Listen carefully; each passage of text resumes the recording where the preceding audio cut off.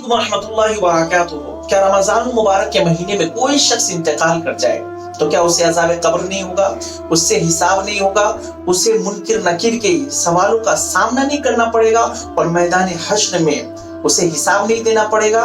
کیا فرماتے ہیں علماء کرام، اور حدیث کی روشنی میں آپ کو بتانے جا رہا ہوں، اور بہت ہی اچھی جانکاری ہے۔ اگر آپ کو ایک مرتبہ یہ حدیث آپ تک پہنچ گئی اور آپ کو یہ پتہ چل گیا کہ رمضان المبارک کے مہینے میں انتقال ہونے والے کی اتنی بڑی فضیلت ہے، تو ہم بھی تمنا کریں گے اللہ ہماری موت رمضان میں لے کے چلے جائے۔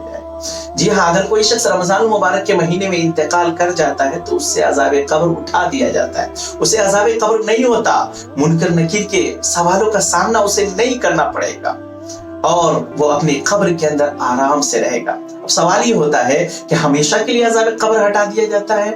تو علماء فرماتے ہیں کہ صرف رمضان مبارک کے مہینے کے اندر ہی اس سے عذاب قبر ہٹا دیا جاتا ہے، یا جمعے کے دن اگر انتقال ہوا ہے تو اس سے اس دن ہی عذاب قبر ہٹا دیا جاتا ہے۔ لیکن بعض علماء فرماتے ہیں کہ قیامت تک اس سے حساب و کتاب نہیں ہوتا ہے اور عذاب قبر اسے ہٹا دیا جاتا ہے۔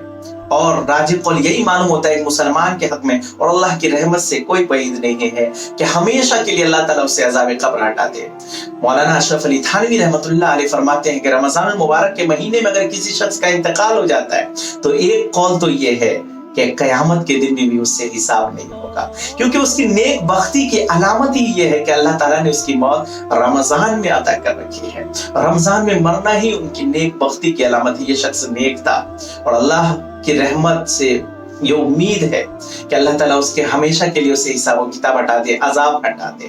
یہ اللہ تبارک و تعالیٰ کہ میرے بھائیوں اس انسان کی نیک بختی کی علامت ہے کہ اللہ نے ایسی مقدس مہینے میں اس کی موت عطا فرمائی جو رحمت والی ہے، برکت والی ہے، مغفرت والی۔ ہو سکتا ہے کہ اللہ تعالیٰ کا رحم غالب آ جائے اور اللہ تعالیٰ اس کی مغفرت عطا فرما دے۔ تو ایک انسان کو، ایک مسلمان کو یہ سوچ رکھنی چاہیے اور اللہ کی ذات سے یہی امید رکھنی چاہیے، اور ہمیں بھی دعا کرنا چاہیے کہ اللہ تعالیٰ ہماری موت اسی مہینے میں عطا فرمائے۔ اور میرے بھائیوں، بعض لوگ سوال کرتے ہیں کہ ایسا شخص تو شرابی تھا، رمضان میں کیوں اس کی موت ہو گئی؟ میرے بھائیوں، اللہ تبارک و تعالیٰ جانتا ہے کہ کون انسان کتنا نیک ہے اور اللہ کو کون سا عمل کس کا پسندیدہ آ جائے کوئی نہیں جانتا ہے۔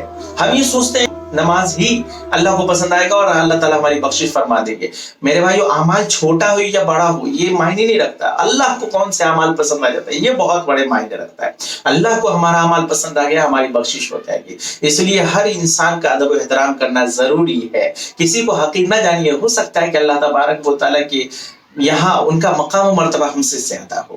اگر ہم ادب و احترام کریں گے اللہ تعالیٰ ہمارا مقام بلند فرما دے گا۔